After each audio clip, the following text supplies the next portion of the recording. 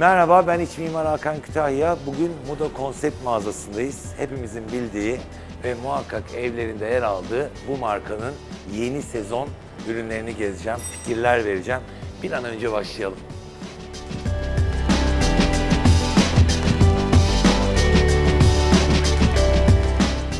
Şimdi ilk alanımızdayız ve burada dikkatimi çeken özellikle masa ve sehpa. Bunlar Hindistan'dan geliyor. Üstündeki malzememiz sedef ve özel işçiliklerle yapılıyor. Yaşam alanımızı oluştururken yemek masamız, sehpamız farklı olsun, ben farklı doku istiyorum dediğiniz noktada bu ürünler çok ön plana çıkıyor. Ayrıca desenli bir şey seçtiğiniz zaman da benden size fikir olsun. Etrafındaki koltuk, halı, perde olsun, onları daha düz seçerseniz de bu güzel ürünler daha fazla ortaya çıkacaktır. Şimdi böyle geldiğim zaman da burada bir koltuğum var. Bu koltuğun da modüler olması çok avantajlı ve kullanışlı. Aradan bir tane çıkartabiliyorsunuz, bir tane ekleyebiliyorsunuz, U şeklinde döndürebiliyorsunuz. Benim metrekarem küçük dediğiniz noktada şu ara kısmı almayıp iki taneyi birleştirebilirsiniz. Birçok fonksiyona ve evinizdeki yaşam alanına göre bunu kendiniz kurgulayabilirsiniz. Ben bu koltuğu o yüzden çok sevdim. Bu koltuğun da ekstra özelliği de gayet konforlu ve rahat oluşu.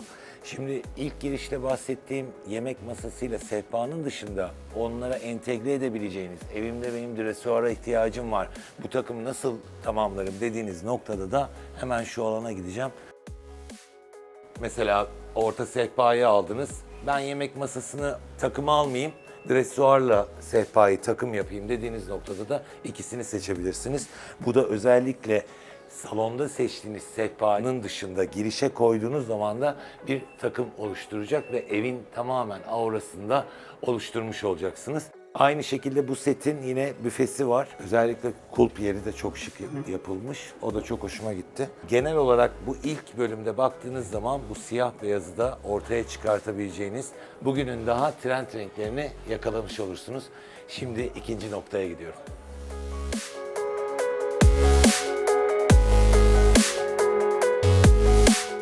Bu mağazaya da geldiğiniz zaman özellikle yeni sezon ürünlerin arasındaki aksesuarları çok beğendim. Çok farklı aksesuarlar var ki bizim en çok zorluk çektiğimiz alanda aksesuarlarımız.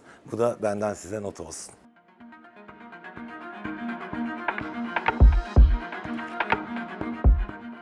Evet, bohemi bir tık dışarıda bıraktık, geride bıraktık daha doğrusu ve artık daha farklı tarzlara yöneldik. Burada da klasik sevenlere, klasik modern sevenlere önerebileceğim bir koltuk var. İtalyan tasarımı ve en önemli özelliği de 100.000 sürtünmeye dayanıklı. Bir de ben sizin için bir şey söyleyeyim, ekstra bilgi olsun. Mesela kadifeyi kediler, evde evcil hayvanınız varsa kediler, köpekler hiçbir şekilde aşındırmaz. Yani tırmalamazlar daha doğrusu. Bu da bilgi olsun çünkü bana devamlı şöyle bir soru geliyor. Hakan Bey, kedilerin tırmalamayacağı kumaş türü hangisidir diye birinci sırada kadife yer alıyor. Ben bunun rengini çok sevdim. Biz kiremit tonlarını nerede kullanırız dediğiniz noktada da kremlerle, bejlerle çok rahat bir şekilde kullanabilirsiniz. Mesela bir tane bu renk kullanıyorsunuz. Karşısına da aynı renkten değil, daha açık tonlarda seçerseniz bu koltuğun da o modelini tamamen ortaya çıkarmış olursunuz.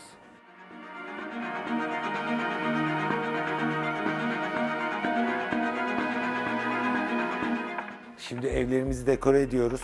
Herkes kendine göre önemli derece ve sınıflandırma yapıyor. Burada da büfe ve konsoldan bahsedeceğim. Şimdi böyle hareketli ve özel bir işçiliği olan iki ürünü de göstermek istiyorum.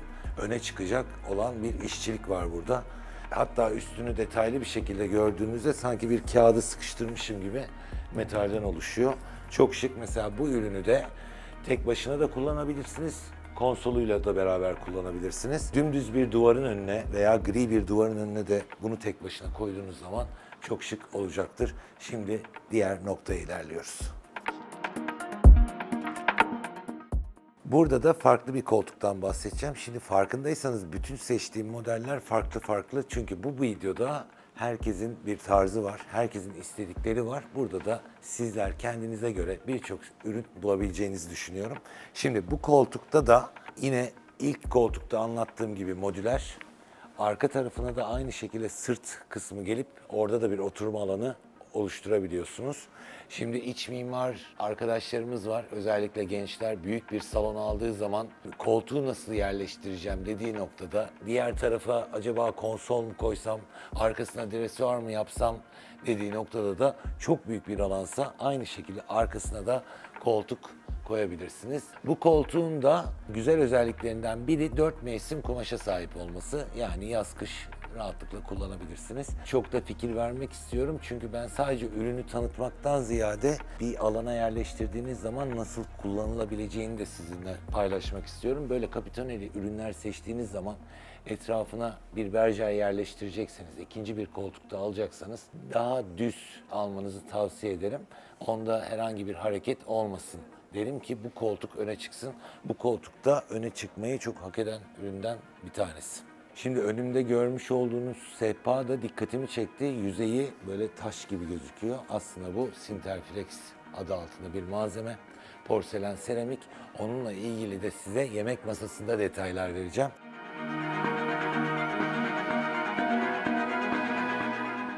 Evet, yemek masasına da baktığım zaman tamamen bir mermer görünümü var. Ama mermer değil, Sinterflex.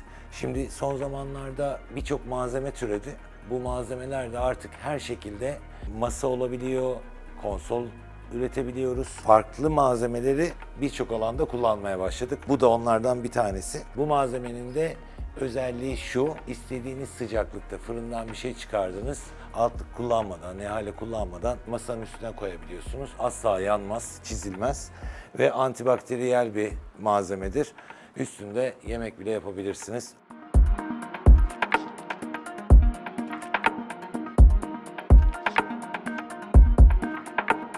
Hepimizin seçimleri farklı oluyor. Minimal tarzda bir seçim yapmak istediğiniz noktada da üzerinde oturduğum koltuğu seçebilirsiniz. Bu koltuğun en güzel yanı da density'si yüksek. Üzerine oturduğunuz zaman vücudunuzun şeklini alıyor. Kalktığınız zaman da tamamen eski haline geri dönüyor. Şimdi birçok koltuk alıyoruz. 2 ay sonra bir bakıyoruz koltuğumuz deforme oluyor. Bu modeli seçtiğiniz noktada da o deformasyonu yaşamazsınız. Kumaşından da bahsetmem gerekirse pamuk keten karışımından oluşuyor. Şimdi dilerseniz diğer noktamıza gidelim. Evet, şimdi geliyorum L1 koltuğa. L1 koltuk ama bu en küçük ölçüde yapılmış bir L koltuk. 2,5 metre. Bu da küçük metrekareler için inanılmaz ideal bir koltuk. Rengi çok hoş ve ayrıca yine minimal tarzda gidebileceğiniz, evinizi dekore ederken kullanabileceğiniz modellerden bir tanesi. Hemen bununla da kombin yapabileceğiniz ve ayrıca bahsetmek istediğim bir yemek masası var. Bu yemek masasının da en güzel özelliği meşe olması ve ayaklarında bulunan yarım dairelerin tek tek işlenip birleştirilmesi. Sadece bu masa değil, bunun büfesi de mevcut. Bununla mesela bir takım yapabilirsiniz. Üzerinde oturduğum koltuğun derisinden bahsetmem gerekirse önce ince bir yapısı var. Bu ceket ve çantalarda kullanılan deriyle birebir aynı. Birinci kalite. Özellikle deri koltuk sevenler için gelip buraya deneyimlemelerini tavsiye ediyorum. Evet, şimdi bambaşka bir koltuk modelinin üstündeyim. Bu koltuğun da teknik özelliği çok keyifli. Hyper özelliğine sahip. Bu ne demek? İşte bu kas tüyü hissiyatını veren, oturduğunuz zaman izi alıyor, kalktığınız zaman da tamamen dümdüz oluyor. Tıpkı ilk günkü gibi, yani yeni aldığınız gibi kalan bir koltuk. Görünüşünde sert ama oturduğunuz zaman yumuşak. Şimdi son zamanlarda çok tercih edilen koltuk içinde sehpa veya çekmece olsun dediğiniz noktada da bu model ön plana çıkıyor. Burada da mesela şöyle bir çekmecesi var. Bir de burada farklı gördüğüm şey deriyle kombin yapılan kırlentler. İşte bu senede böyle aralara deri kırlentler yerleştirebilirsiniz. Şimdi bir önceki noktalarda farklı dokulardan bahsettim. Farklı ürünler seçmeye çalıştım. Burada da bu eskitilmiş hissiyatını veren bir takımımız var. Bunun her şeyi var daha doğrusu. Yatak takımı da dahil olmak üzere. Bu görmüş olduğunuz görüntüyü de sağlamak için 3 kat boya, onun üstüne patine yapıyorlar. Ve bu gerçekten işçiliği çok zor olan ürünlerden bir tanesi. Özellikle kulplarından bahsedeceğim. Kulpları da pirinçten yapılmış. Şimdi özellikle teknik anlamda bütün ürünleri anlatıyorum ki Sürdürülebilirlik günümüzde çok önemli. Bu ürünleri de aldığınız zaman uzun yıllarca rahat bir şekilde kullanabilirsiniz ve her sezonda yeniden bir takım almak ihtiyacı duymazsınız. Şimdi dilerseniz diğer noktaya geçelim.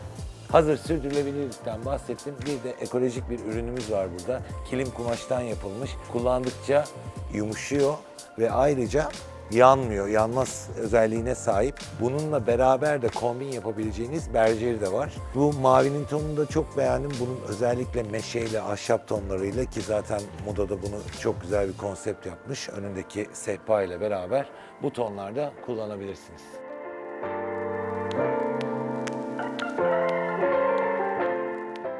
Şimdi bizim en büyük hatalarımızdan biri, hemen ürünlerini alıp çıkayım ve yanlışlıkla farklı ürünler alıp kombin yapabiliyorsunuz. O yüzden burada Mudo'nun en güzel yanı da kendi kafesi var, restoranı var. Gidin, düşünün, bir daha gelin, kombininizi oluşturun. Çünkü gerçekten bir kere ev yapıyorsunuz. O yüzden burada da rahatlıkla bu evi yapabilirsiniz. Üzerinde oturduğum koltukta Mudo'nun patentli ürünü, 6 metre uzunluğunda. Çok özel bir koltuk. Zaten uzun yıllardan beri Mudo'nun ikonik bir koltuğunun olduğunu biliyorsunuzdur. Kapitoneleri ve kenarındaki zımbalar da tamamen el işçiliği. Bu koltuk da böyle yıllarca değiştirmeyeceğiniz özel parçalardan bir tanesi. Bu sefer de farklı dokular göstermek istiyorum. Biraz daha 3 boyuta çıkıyoruz. Yine el işçilikleri var. Mesela burada konsolumuz var. Tamamen kapakları el işçiliği ve oyma. Bu tarzı sevenler için de yine böyle biraz Hint tarzı diyoruz biz. Son zamanlarda daha fazla kullanıyoruz bunu. Bu ürünün konsolu, TV ünitesi, büfesi hepsi mevcut burada. Tamamen evinizin salon ve yaşam alanını oluşturmak istediğiniz zaman bu tarzda gideceksiniz. Bu noktaya gelebilirsiniz. Genel olarak aslında ben bu mobilyalara biraz zamansız diye bakıyorum. Çünkü bu mobilyalar her dönemde kendini etkileyen, farklı bir auraya girdiğinizi hissettiren mobilyalar. Aynı şekilde bu eski kapılardan oluşan bir yemek masası mesela. Bunun da geri dönüşüm kısmı ve hikayesi çok keyifli. Şimdi bana baktığınız zaman bu mağazanın ne kadar büyük olduğunu hissedebiliyorsunuzdur. Burası 6500 metrekare. Burada her ürünü deneyimleyebiliyorsunuz. Neden bunu metrekaresinde söylüyorum? Çünkü çok fazla ürün var ama sergileme alanında çok fazla olduğu için her ürün burada. Ben buraya uğramaktan keyif alıyorum, gelmekten keyif alıyorum. Evet, bu videonun sonuna geldik. Umarım size de bir faydası olmuştur. Benimle beraber gezmek de size keyifli gelmiştir. Görüşmek üzere.